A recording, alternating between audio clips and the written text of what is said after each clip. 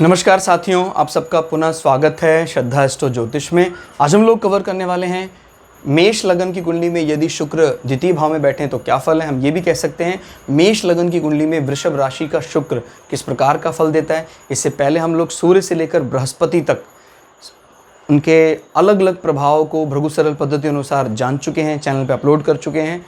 उसके बारे में और अधिक जानकारी के लिए आप सिंपली हमारे प्लेलिस्ट सेक्शन में जाएं, आपको हमारी सारी प्लेलिस्ट सूर्य से लेकर बृहस्पति तक मिल जाएंगी। हम जल्दी ही बाकी बची हुई ग्रहों के अलग अलग लग्न की अलग अलग राशियों में प्लेलिस्ट को अपलोड करने वाले हैं। उस अपलोडेशन को टाइमली पाने के लिए आप बेल आइकन दबाएं ताकि आपको सारा अपलोडेशन टाइमली मिल सके। मेरा नाम है सनत कुमार वाजपेयी। 15 सालों का अनुभव मुझे साइंस एंड एस्ट्रोलॉजी में। हमारे बारे में और अधिक जानकारी के लिए सिंपली गूगल करें, सनत वाजपेयी लिखें, या आप हमारे फेसबुक पेज पे जाने के लिए हमारे अलग अलग सभी लिंक आपको यूट्यूब के ही इसी चैनल पर आपको मिल जाएंगे। वहाँ से भी आप हमसे कॉन्टैक्ट कर सकते हैं। शुरुआत करते हैं आज की क्लास का। प्रथम भाव से गिनते अगर हम 1, 2 तो ये है हमारा द्वितीय भाव, कुटुंब भाव। फिलहाल यहाँ वृषभ राशि में शुक्र स्वग्रही होकर बैठे हैं। तो द्वितीय भाव दोस्तों क्या बताता है? द्वितीय भाव हमारे कुटुंब की बात करता है। जीवन में हमारे नात रिश्तेदार हमें किस प्रकार से महसूस करते हैं, हमारे बारे में क्या बात करते हैं। क्लियर हो गया? हमारे जब कभी कोई प्रोग्राम होते हैं हमारे घर में तो वो प्रेम छलकाता है द्वितीय भाव से पता लगता है, या वो नफ़रत छलकाता है वो भी द्वितीय भाव से ही पता लगता है। अगर द्वितीय भाव बड़ा मीठा दिखाई देता है और चंद्रमा शुक्र जैसे फीमेलिक प्लैनेट का वहाँ पर पूरा रस दिखाई देता है तो कुटुंबी बड़े प्रेम से मिलते हैं। और अगर वहाँ पर कहीं सूखे प्लैनेट राहु केतु इस प्रकार के प्लैनेट और वो भी क्रोध अवस्था में दिखाई देते हैं तो कुटुंब का सुख उनको नहीं मिलता। लेकिन एक बात मेरी समझिएगा, कुटुंब का सुख नहीं मिलता है मतलब दूसरे सुख चले गए, ऐसा नहीं है। कई लोग कहते हैं भाई हम तो अकेले ही रहना चाहते हैं, धन की कोई कमी नहीं तो उनके पास, लेकिन वो लोग इस प्रकार की गैदरिंग एंजॉय नहीं कर पाते हैं। गैदरिंग मतलब अपने पड़ोसी के साथ तो इकट्ठे हो सकते हैं, लेकिन वो कुटुंब का जो है ना, जो सच में आपकी मदद करने के लिए तत्पर है और 1-2 व्यक्ति नहीं 50-50 100-100 लोगों का कुटुंब है आपके पास, ये सुख तो आपको द्वितीय भाव ही दिला सकता है। और आपकी प्राइमरी एजुकेशन, आपको किस प्रकार से अपनी मोरल वैल्यू के लिए आप कितने ज़्यादा स्ट्रिक्ट हैं, आपने कोई वादा किया है, वादा पूरा करेंगे या वादा खिलाफी करेंगे, ये द्वितीय भाव से पता लगता है। द्वितीय भाव आपके धन भाव को बताता है, आपने कितना धन जोड़ लिया है वो द्वितीय भाव से पता लगता है। अब कई लोग हैं द्वितीय भाव कमज़ोर होने से भी बहुत धनी है। इसका क्या अर्थ है? इसका अर्थ ये है कि वो जो भी धन उन्होंने जोड़ा है हमेशा ही उनको ये लगता है it is not mine, it is for others, ऐसा लगता है। मतलब जैसे हो सकता है कि वो कोई उन्होंने प्रॉपर्टी ले रखी है, वो प्रॉपर्टी वाइफ के नाम पर है या उनकी है भी, तभी भी उनको एहसास कराने का काम सेकंड भाव का। मेरी बात को समझिएगा ज़रा। हमारे पास 100 अलग अलग लग्जरी देने वाली वस्तुएं हैं, लेकिन उनका उपभोग सेकंड भाव करवासा है। क्लियर हो गया? तो मेरे पास हो सकता है बड़ी ज़मीनें हों, लेकिन मैंने कभी भी उनका सुख, जीवन में मुझे सुख नहीं मिला उसका, क्योंकि मेरा द्वितीय भाव क्रैश हो रखा है, मेरा द्वितीय भाव खत्म हो रखा है। भाई जैसे मंगल बहुत अच्छा है तो ज़मीनें मिल गई उसको, लेकिन द्वितीय भाव खराब है तो ज़मीन का रियल सुख कभी नहीं मिलता उसको, हमेशा ही उस ज़मीन से उसको संकट ही पैदा होते। तो याद रखिएगा, जीवन का ये हाउस सारे पाप ग्रह, सारे कष्टों से अगर अछूता हो तो बस बल्ले बल्ले हो जाती है। जीवन में ऐसा लगता है जैसे कला हमारे जीवन में बरसने लग जाती है। अब यहाँ पर क्योंकि हमने, आपको पता है हम रेफरेंस हमेशा देते हैं काल पुरुष की कुंडली का, और फिलहाल बात मेष लगन की हो रही है, तो मेष लगन के पास एक एडवांटेज तो होता है कि हमें कहीं प्री इमेज को ला के नहीं बिठाना है। ये ऑलरेडी वृषभ जो राशि है कुटुंब को ही रिप्रेजेंट करती है, चाहे वो कहीं भी किसी की कुंडली में हो। अब वो यहीं आई हो तो ये एक बहुत बड़ा एडवांटेज है। हालांकि इसके कारकत्व में बृहस्पति को माना जाता है, लेकिन आपको पता है सेकेंडरी कारकत्व में शुक्र को माना जाता है। अब ये बात अगर आज के मैं 500 साल 1000 2000 साल पहले करता तो मैं बिल्कुल मानता भाई बृहस्पति यहाँ होना सबसे अच्छा है और कोई प्लैनेट यहाँ वैसा फल नहीं दे सकता। लेकिन आज की दृष्टि में जहाँ सब कुछ बदल चुका है, पहनावा, बोलचाल, भाषाएं, रीति रिवाज, हर चीज़ तो बदल चुके हैं। हमारे कलर कोड जो कभी बेस्ट कलर माने जाते थे आज हो सकता है वर्स्ट माने जाते हो। भाई कहते हैं अगर सफ़ेद कपड़ा पहनेंगे आप तो तुरंत गंदा हो जाएगा, इसलिए आपको ना चाहते हुए भी कई बार काला कपड़ा पहनना ही पड़ेगा। कल कल कारखाने हैं, नहीं तो कपड़ा काला हो जाएगा आपका, इसलिए आपको काला ही पहनना है। सांस्कृतिक रूप से कभी हम पुरानी बातें करा करते थे, उस समय कहते भी ये अशुभ माना जाता था क्योंकि उष्णकटिबंध क्षेत्र है, या प्लानिटरी अटैचमेंट भी करते थे भाई, राहु केतु या शनि के साथ जोड़कर देखा जाता था। लेकिन ये बात समझिएगा जरा, आज का जो समय है, अगर आप ग्रंथों में, मैं जैसे गीता प्रेस की एक कल्याण पत्रिका पढ़ रहा था, वहाँ पर लिखा है सतयुग में भगवान ने अपने वर्ण को श्वेत रखा, उसके बाद त्रेता में भगवान ने अपने रूप में थोड़ा सा लालिमा ले आए, श्वेत वर्ण में लालिमा, और जब द्वापर आया तो रंग में नीलापन ले आए, और जैसे कलयुग लगा भगवान ने अपने वर्ण में भी काला वर्ण मिला लिया। तो हम कौन होते हैं कि भाई हम काले रंग से नफरत करने वाले कौन होते हैं? किसी भी वर्ण को अलग नहीं मानना है, किसी ग्रह को अलग नहीं मानना है। इनफैक्ट आज की दृष्टि में शुक्र, शनि, राहु, केतु के आशीर्वाद के आपको कोई भी भौतिक सुख का जो पीक है वो एंजॉय करने का मौका मिल ही नहीं सकता। आप आध्यात्म के पीक को महसूस कर सकते हैं, बृहस्पति मेहरबान हो जाएं, सूर्य मेहरबान हो जाएं, बुध आप पर मेहरबान हो जाए, लेकिन अगर आप आध्यात्म के चरम के साथ साथ वस्तुओं के या भौतिकता के चरम को महसूस करना चाहते हैं तो आपको इस लॉबी के प्लैनेट, खासकर शुक्र जैसे प्लैनेट का, शनि का भी ठीक है आंग्ल भाषाओं में प्रभाव है, लेकिन शनि भी आपको वो फीमेलिक प्रॉपर्टी, वो नर्चरिंग नेचर, वो वाइफ से मिलने का या हस्बैंड से मिलने का सुख वो नहीं दिला सकता है। तो थोड़ा ध्यान रखिएगा, डिपार्टमेंट वो पूरी तरह शुक्र के पास रिजर्व है। मतलब एक बहुत बड़ी बात है, शायद किसी को मेरे शब्द गलत लग सकते हैं, समझ में ना आए प्रथम दृष्टा, लेकिन एक व्यक्ति के पूर्ण होने के लिए गृहस्थ जीवन में शुक्र के बिना बात नहीं बनेगी। शायद बृहस्पति के बिना बात बन भी जाए। क्लियर हो गया? क्योंकि पति पत्नी के प्रेम को कौन रिप्रेजेंट करता है? शुक्र। इन्हीं के प्रेम से संसार चलता है, इन्हीं के प्रेम से सृजन होता है। वीर नहीं होगा तो सृजन नहीं होगा। क्लियर हो गया? तो याद रखिएगा, आपके जीवन को चलाना, या मासिक धर्म में कोई दिक्कत है किसी महिला को, रज उनको नहीं बनता है, वो सब शुक्र से ही पता लगता है।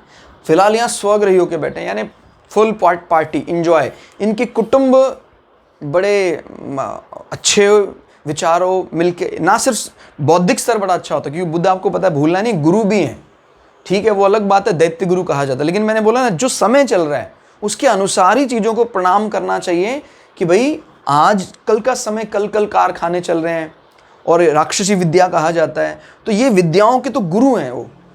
तो आज अब बृहस्पति को नंबर ज़्यादा दे देंगे तो वो गड़बड़ हो जाएगी। अब चाह तो आपकी मशीनरी की है और बृहस्पति को आप बार बार आगे कर रहे हैं। मतलब मैं विरोधी नहीं हूँ, बात को समझिएगा ज़रा, लेकिन आध्यात्म के पराकाष्ठा को पाना एक अलग चीज़ है, और भौतिकवाद, जिद करना, राजसी होना, तपस करके चीज़ों को हासिल करने की प्रवृत्ति, ये एक शुक्र के पास है।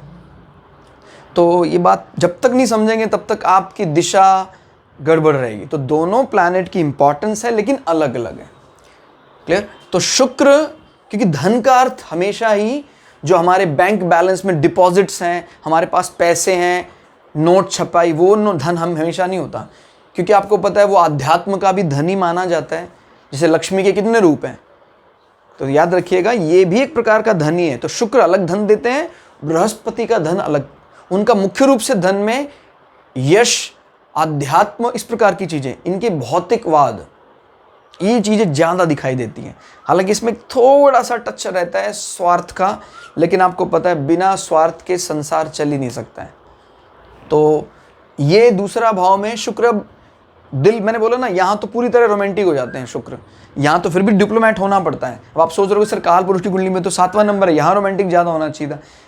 रोमांटिक तो वो दोनों जगह रहते हैं, लेकिन शुक्र को बीच बीच में ये समझना पड़ता है कि नहीं, अब मुझे इस प्रकार से बर्ताव करना चाहिए, क्योंकि मूल त्रिकोण का मतलब ऑफिस लाइफ, वो ये रिप्रेजेंट करता है। बट यहाँ पर तो वो घर में ही ऑन हाउस की तरह बर्ताव करते हैं, तो ये ही एक कुटुंब के लक्षण है।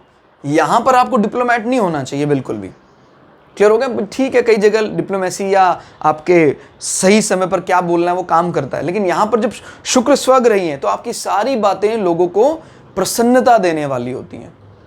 शुक्र ना सिर्फ आपके कुटुंब में प्रेम को भर देंगे, आपको प्राइमरी एजुकेशन आपका बहुत अच्छा होगा, आपकी प्रॉमिसिंग नेचर होगी। अब कई लोग कहते हैं सर इसमें डिग्री भी तो देखनी पड़ेगी। एक बड़ी बात बता रहा हूँ, याद रखना, किसी भी लग्न कुंडली को, अभी मैं डिविजनल चार्ट्स की भी बात नहीं करूंगा, मैं बोल रहा हूँ सिर्फ लग्न कुंडली D1 चार्ट की बात कर रहा हूँ। अगर कोई व्यक्ति D1 चार्ट से अच्छे से भृगु सरल पद्धति जानता है और पराशरी के बेसिक नियम को जानता है, अगर उसने कोई भविष्यवाणी की है वो होना तय है, बदल नहीं सकता है। मेरी बात को समझिएगा, डिविजनल चार्ट्स ऐड ऑन करते हैं लेकिन भूमिका बेस D1 चार्ट ही बनाता है, इसमें कोई दो राय नहीं है। अब कह रहा सर मेरे D9 चार्ट में मेरा बृहस्पति जो है उच्च का हो गया, इसमें नीच का था। भैया बृहस्पति का जीवन के बड़े, जब सबसे ज़्यादा आवश्यकता होगी उस समय बृहस्पति काम नहीं करेगा। D9 चार्ट में तो ठीक है, आपके जीवन का ओवरऑल जो रिजल्ट है वो कह सकते हैं आपको सेटिस्फैक्टरी रिजल्ट दिलाएगा। लेकिन अगर D1 चार्ट ने कह दिया कि बृहस्पति नीच का है तो मतलब नीच का फल आपके जीवन में मिलेगा, ये तय हो चुका है। बात को समझिए जरा। आप सेटिस्फाई करने के लिए तो हजारों चार्ट दे सकते हैं, आपको पता बहुत चार्ट हैं। इस प्रकार से तो हम सभी ग्रहों को उच्च साबित करने में लगे रहेंगे। लेकिन यही बार बार हाथ उठाकर भृगु संहिता में ऋषि भृगु कह रहे हैं कि आपने अंतर करना है अगर, तो अंतर करने की दृष्टि तभी आएगी जब आप एक चार्ट से सभी चीज बताने में सक्षम हो पाएंगे। और वैसे भी एक्यूरेसी हमारे पास नहीं है। जब एक्यूरेसी नहीं है तो ये भी अपने आप में बहुत बड़ा झूठ है कि D9 चार्ट में वो उच्च का हो गया है। ये अगर 2 मिनट की, 3 मिनट की, 5 मिनट की भी गलती है तो वो D9 चार्ट का लग्न बदल सकता है। फिर कौन गारंटी या वारंटी लेगा? तो जिसकी हम सही रूपरेखा बता सकते हैं वो हमारा D1 चार्ट है। तो D1 चार्ट चाहे कितना ही डिग्री हो उसमें, अगर मैं बोलूँ शुक्र यहाँ बैठा हुआ है, चाहे 0 डिग्री 9 मिनट का हो, कुटुंब का सुख आपके जीवन में है, इसमें कोई दो राय नहीं है।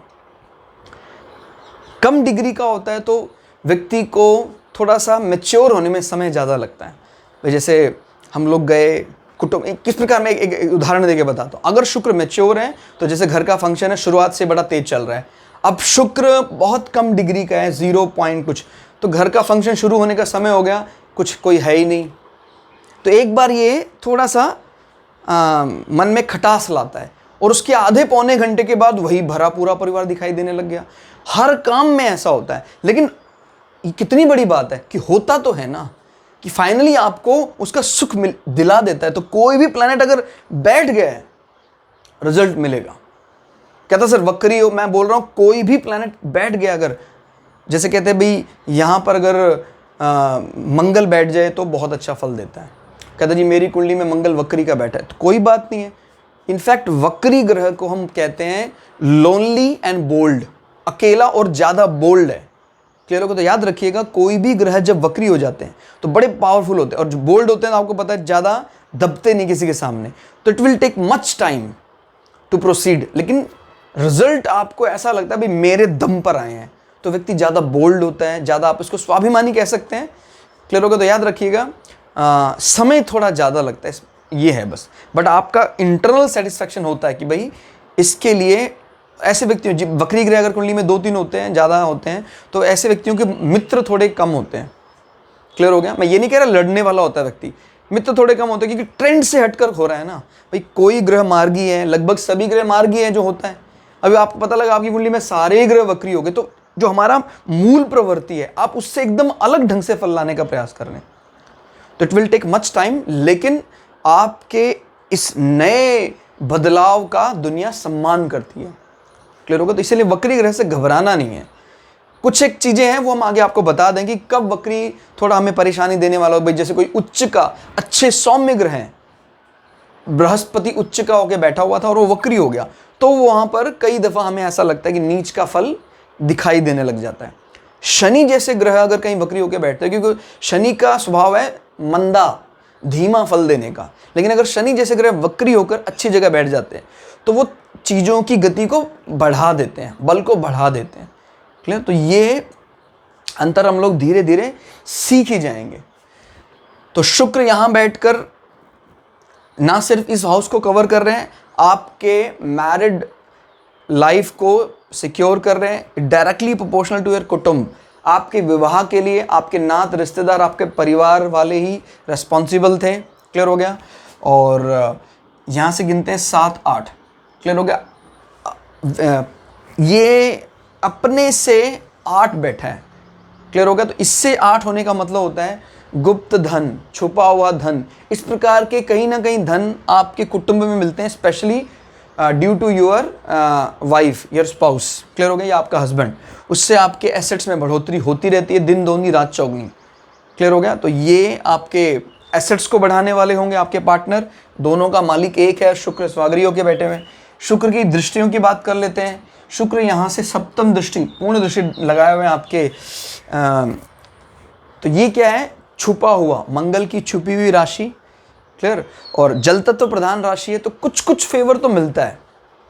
क्लियर हो गया। कुछ कुछ फेवर तो मिलता है। मंगल ना बैठे हो तो ज़्यादा ठीक है, क्योंकि मंगल शुक्र के नेचर में एक प्रकार का कह सकते हैं फायर डालने का प्रयास करता है। तो शुक्र कई बार ये पॉजिटिव भी होता है, लेकिन ये नेगेटिव भी हो सकता है। जैसे खुद ही वो पाप आक्रांत हो गया अगर मंगल, तो फिर ये करेक्टर लेस बना सकता है शुक्र को। लेकिन अगर वो बहुत शुभ अवस्था में, स्वग्रही अच्छी अवस्था में बैठा है, तो फिर शुक्र को परेशानी नहीं होती है। फिलहाल शुक्र की नज़र बताती है कि आपका जो एक्सटर्नल सेक्सुअल ऑर्गन है उनको सेटिस्फेक्शन पूरा मिलेगा। और ये भी बात दिखाई देती है कि आपका अकल्ट की तरफ ले जाने के लिए शुक्र एक अहम भूमिका निभाएगा। याद रखिएगा, किसी चीज़ को चाहकर उसके लिए प्रैक्टिस करना बृहस्पति से ज़्यादा शुक्र को आता है। यानी जैसे आपको पता है वो जो विद्या थी, संजीवनी विद्या, उसके लिए जो उसका सधा हुआ कर्म था, वो बृहस्पति से पूरा नहीं हो पाया, शुक्र ने उनको पूरा किया।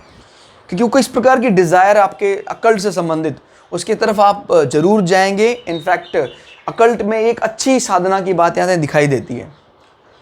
आपकी तरफ से अपने ससुराल वालों को भी सपोर्ट मिलता रहेगा, financial support as well as motivational support मिलेगा। शुक्र यहाँ बैठकर आपके ससुराल पक्ष वालों को, अगर मंगल की स्थिति भी अच्छी है तो आपका ससुराल पक्ष भी बड़ा मजबूत होगा। क्लियर हो गया। तो शुक्र की ये दृष्टि आपको ये बताती है कि कहीं ना कहीं आप कुछ इस प्रकार के इंश्योरेंस से भी अच्छी कमाई कर सकते हैं। कोई इस प्रकार के डेथ इंश्योरेंस, लाइफ इंश्योरेंस करवाते हैं ऐसे लोग, और अच्छा वहाँ से रिटर्न मिलता है related to your spouse. Because Shukra की नज़र है तो कहीं ना कहीं उसका संबंध वहाँ से दिखाई देता है। तो दोस्तों, आज की क्लास में इतना ही। क्लास आपको कैसी लगी कमेंट करके ज़रूर बताइएगा। मिलते हैं अगली क्लास में, तब तक के लिए जय श्री भगु पराशरा, जय श्री शुक्राचार्य, नमस्कार।